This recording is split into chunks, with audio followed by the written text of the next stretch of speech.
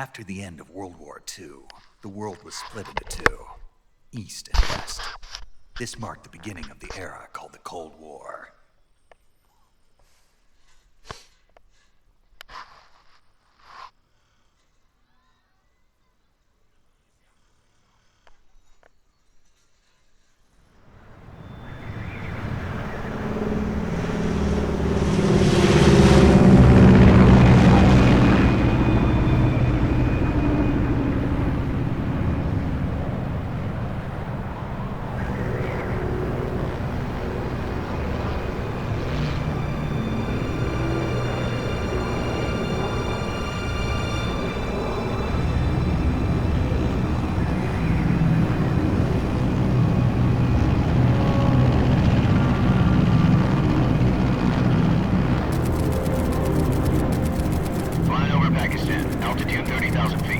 Approaching Soviet airspace. 20 minutes to drop off. Commencing internal depressurization.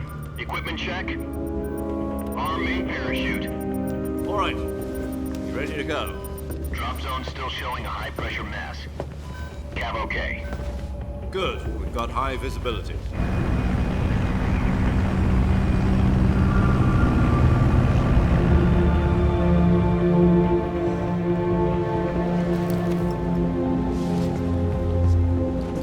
Put out that cigar. Connecting oxygen hose to interior connector.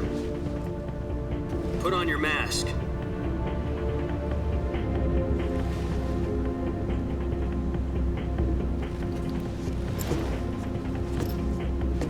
Does this panty waste know what he's doing?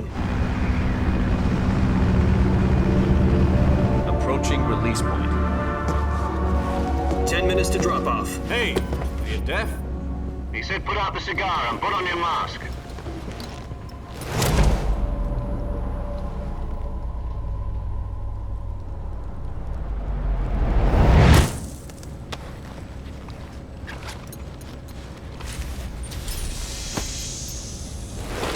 Depressurization complete.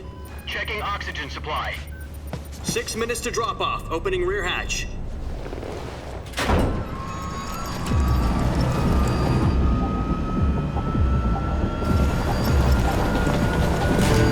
Sunrise.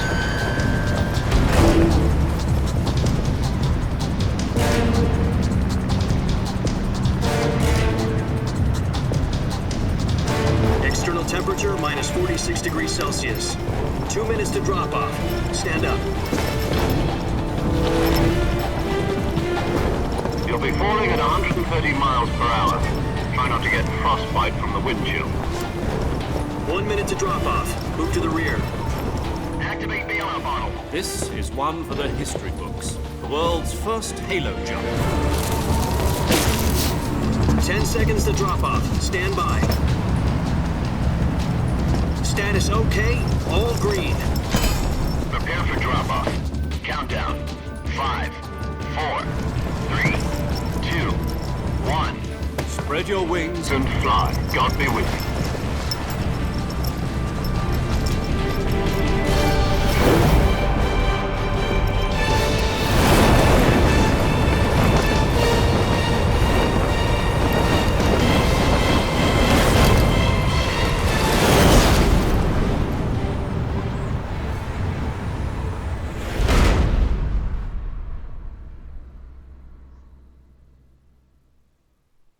Jack, I've got some important news. The head of the CIA has finally given us the green light for the Virtuous mission. Virtual mission? No, the Virtuous mission. The future of our Fox unit depends on it. If it succeeds, we'll be officially organized into a unit. Virtuous mission? Sounds like some kind of initiation ritual. You know, don't get cocky. This isn't a training op. Right. So what exactly is this wonderful mission? Well, about 2 years ago, a certain Soviet scientist requested asylum in the West through one of our moles. His name is Nikolai Stepanovich Sokolov. He's head of the OKB 754 Design Bureau, one of the Soviets' top-secret weapon research facilities, and the East's foremost expert on weapons development. Sokolov? Isn't he that famous rocket scientist? The very same. On April the 12th, 1961, the Soviets achieved the first manned spaceflight in history. The Earth was blue, but there was no God. Well spoken. The rocket that carried Yuri Gagarin to orbit was the A-1, known as the Vostok rocket. Sokolov is said to be the man most responsible for the multi-engine cluster used in that rocket. After Gagarin's flight, Sokolov left rocket development to become the head of the newly established Design Bureau. From a lowly technician to head of a design bureau, that's quite a success story, so why do you want to defect? It seems he'd become afraid of his own creations. Afraid? Call it a crisis of conscience. And for that, he left his country and his family behind and went over the fence? Not exactly. One of his conditions was that his family was also to be taken safely to the west. We used a mole to get the family out first and succeeded in sneaking Sokolov over the Berlin Wall shortly afterwards. I was the one who conducted the operation. The security on the eastern side was still full of holes back then. Then what? We got Sokolov over in one piece, but the whole ordeal had left him exhausted, and we checked him into a hospital in West Berlin. It took him 2 weeks and more than 600 miles to get from the research facility in the Soviet Union to Berlin. He was in no condition to say anything coherent. And it was only a week later that we had something much bigger on our hands. The Cuban Missile Crisis. October the 16th, 1962, President Kennedy received word that the Soviets were in the process of deploying intermediate-range ballistic missiles in Cuba. The President demanded that the Soviets dismantle and remove the missiles. At the same time, he announced a naval blockade to prevent further missile shipments from reaching Cuba. But the Soviets didn't back down, instead placing their armed forces on secondary alert. Soviet transport ships carrying missiles continued on course towards Cuba. US and Soviet forces went on alert for an all-out nuclear war. Frantic negotiations were conducted through the UN's Emergency Security Council and unofficial channels to end the hair-trigger standoff. Finally, on October the 28th, the Soviet Union agreed to remove its missiles from Cuba, and so the world avoided a nuclear holocaust. But in order to get the Soviets to pull their missiles out, we had to make a deal. You mean the one where the US agreed to remove its IRBMs from Turkey? No. The Jupiter IRBMs deployed in Turkey were obsolete, and we were going to get rid of them anyway. They had no strategic value whatsoever to either the US or the Russians.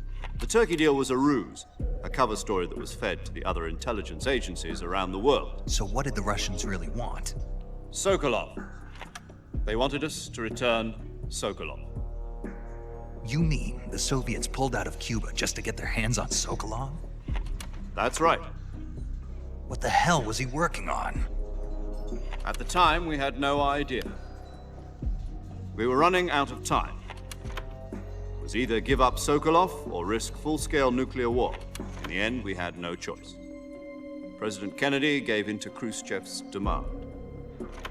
The next day, I got Sokolov out of the hospital, handing him over to agents on the eastern side. Sokolov kept on screaming, "Save me," until he disappeared from my sight. Then a month ago, we received some new information from one of our moles. About Sokolov? Yes. He was taken back to the research facility and forced to continue working on the weapon in question under KGB supervision. What's more, it's on the verge of completion. So what kind of weapon is it? Something to do with space rockets? No, missiles.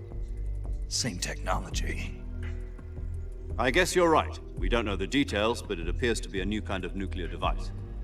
For half a year now, the Soviets have been conducting frequent nuclear tests at Semipalatinsk. Something to do with the weapon, I assume. We're talking about a secret weapon so big that Khrushchev was ready to pull out of Cuba to get it back. Is Sokolov still in the facility? No. According to our intelligence, he's in Selinoyarsk, a place in the mountains about 3 miles to the west that's known as the Virgin Cliffs. The Virgin Cliffs. Nice name for a virtuous mission. They moved him there just recently. Why? Apparently, they're conducting a field test of the weapon, but it's our best chance to get him back. This mission would never have been possible if he was still in the research facility. This is our last chance. Sokolov must have known that too when he contacted us.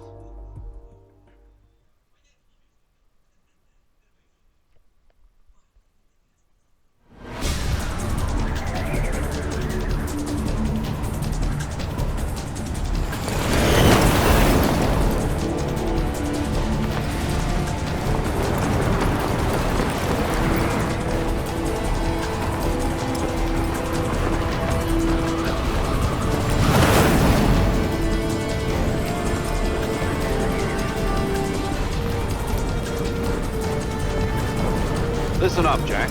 Your mission is to infiltrate Selino Yask in the Soviet mountains, ensure the safety of Sokolov, and bring him back to the West.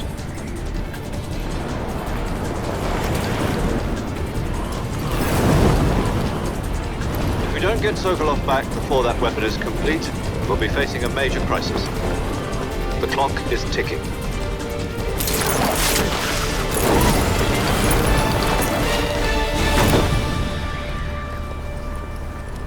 Once we've confirmed the rescue of Sokolov, stand by at the recovery point. A recovery balloon will be dropped at that point. Helium will be pumped into the balloon to inflate it. The process takes about 20 minutes. Once it's complete, the gunship's arm will latch onto the balloon and pull it up. The Fulton surface-to-air recovery system. I'm familiar with the theory. Take it easy. It's been combat-proven. Do you think Sokolov is up to it? The shock will be less than during a parachute jump, and the arm can handle up to 500 pounds. So you're planning on going over the border in a single combat Talon? She's equipped with two 6-barrel 20mm Vulcan cannons, as well as two 40mm machine guns. Sounds like she could hold her own against a battalion of tanks. Even with the fuel in the reserve tank, we're facing a 4-hour time limit. If all goes well, it shouldn't take more than a few hours. Home in time for dinner. But if anything goes wrong, you'll be eating dinner, breakfast, and all the rest of your meals in the jungle.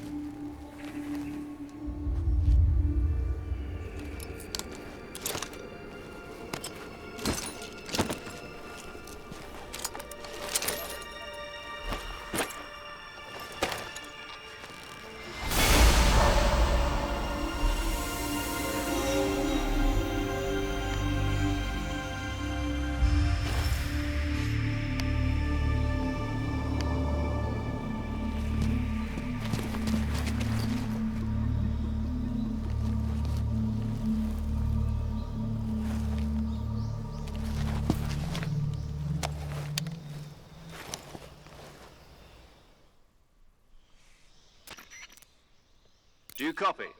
You're already in enemy territory, and somebody might be listening in. From here on out, we'll be using code names to refer to each other. Your code name for this mission will be Naked Snake. I'll be referring to you as Snake from now on. You're not to mention your real name. Snake? What, you don't like snakes?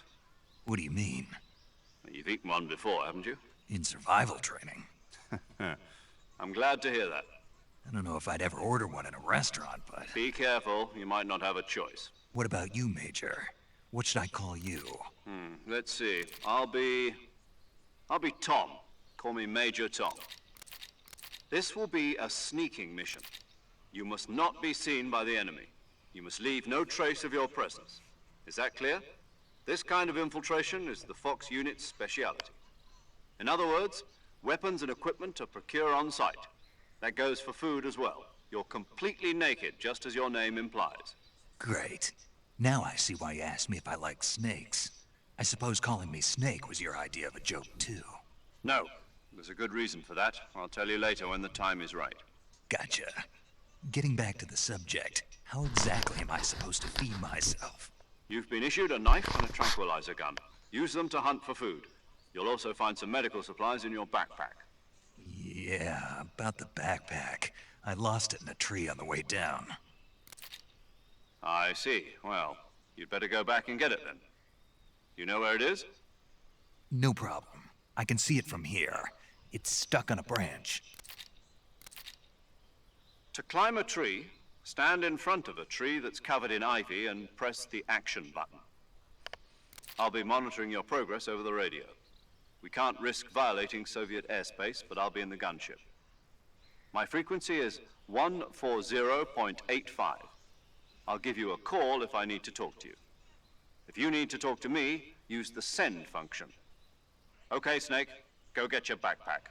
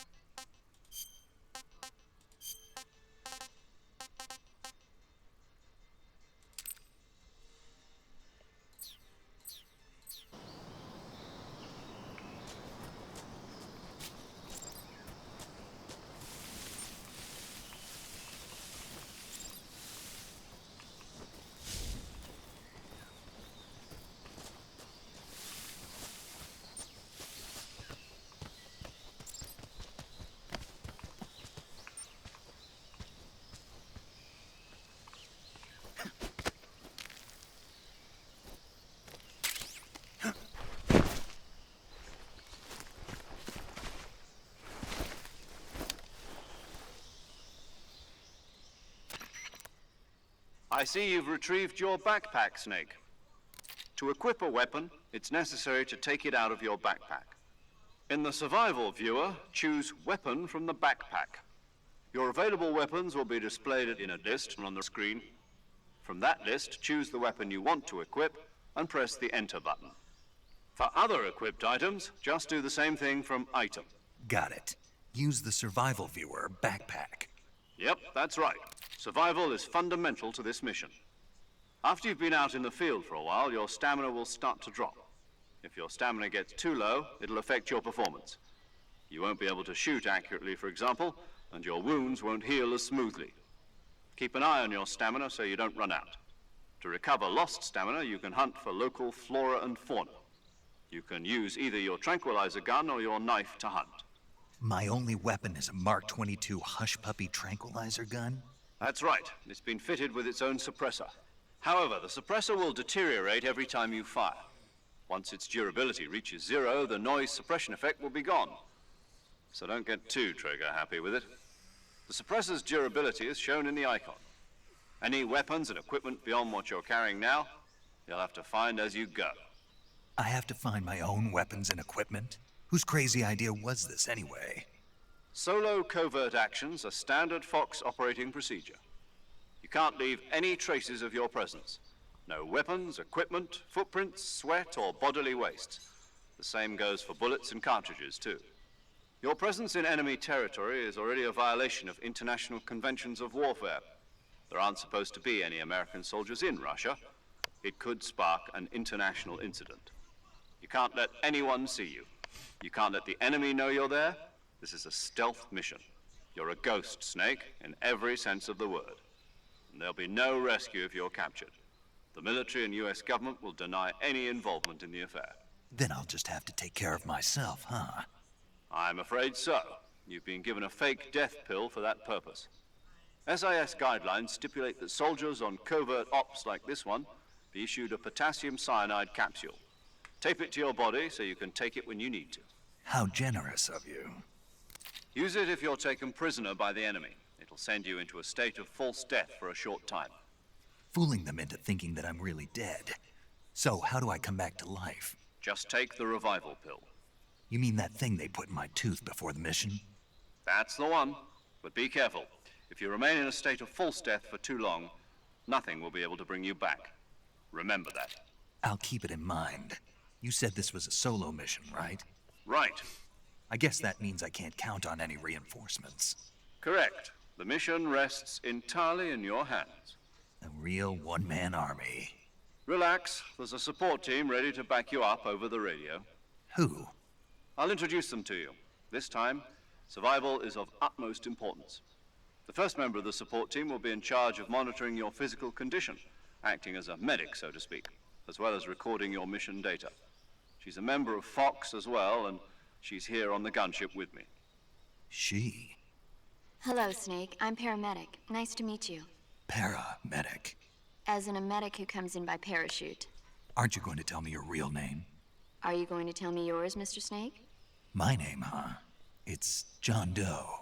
And they call you Jack for short. You're a regular Captain Nemo. A name means nothing on the battlefield. After a week, no one has a name. What's your name?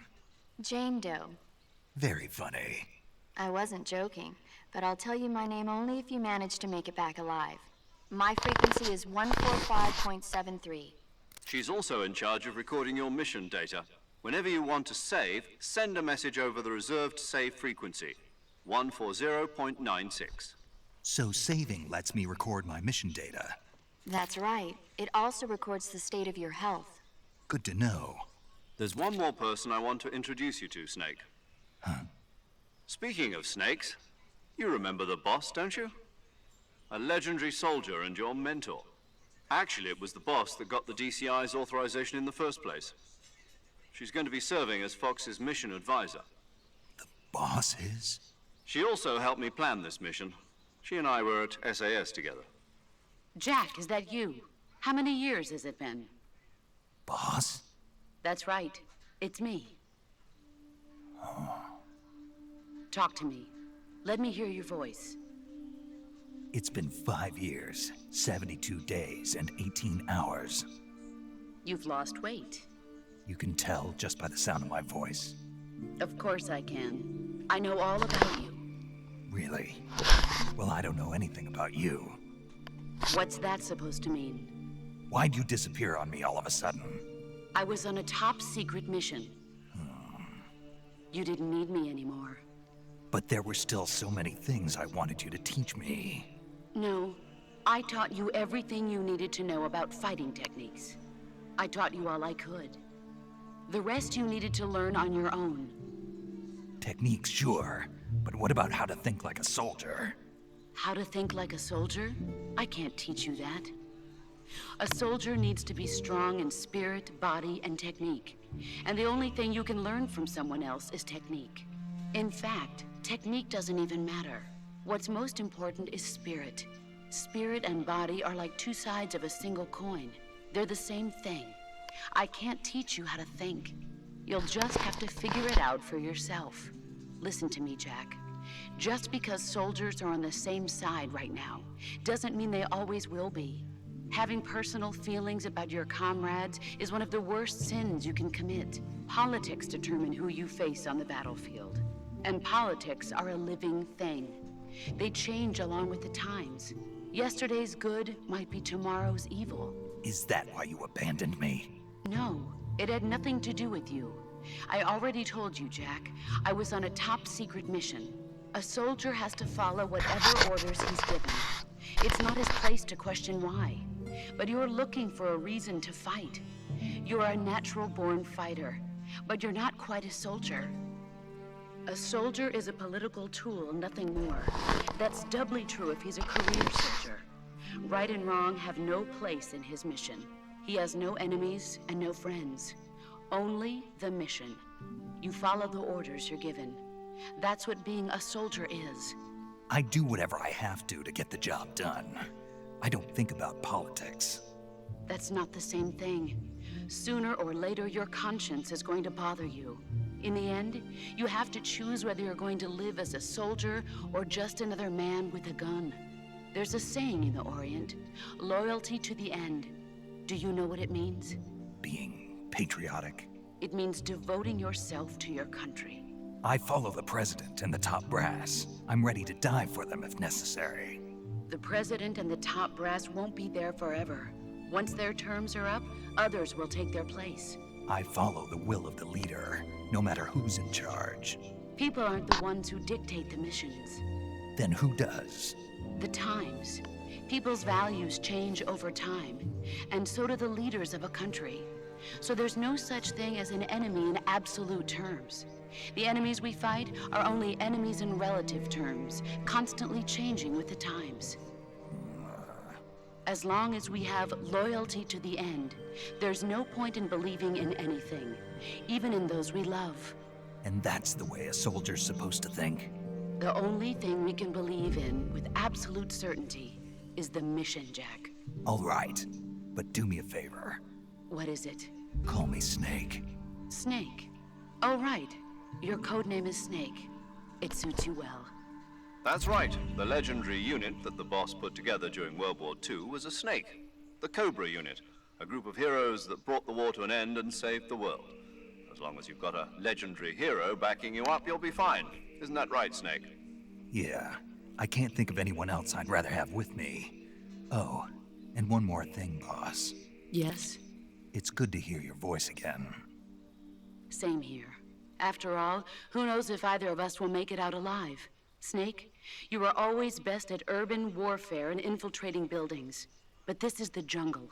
Survival is going to be key. Those CQC techniques I taught you are sure to come in handy. CQC? Close quarters combat, huh? I've been in the Green Berets for the past few years. I'm probably pretty rusty. Not to worry. I'll be here to help you remember. After all, this is your first actual survival mission. I'll be supporting you over the radio. Where are you, boss? Next to the Major? The boss is communicating with us by radio from aboard a Permit-class submarine in the Arctic Ocean. My frequency is 141.80. Call me if you need my advice on battle techniques. Gotcha. Your mission is to retrieve Dr. Sokolov.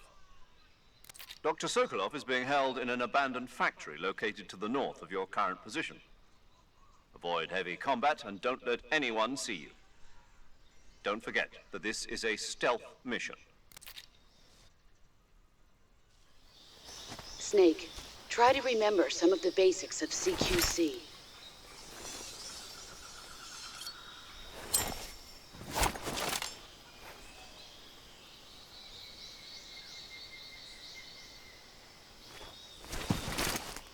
Commencing virtuous mission now.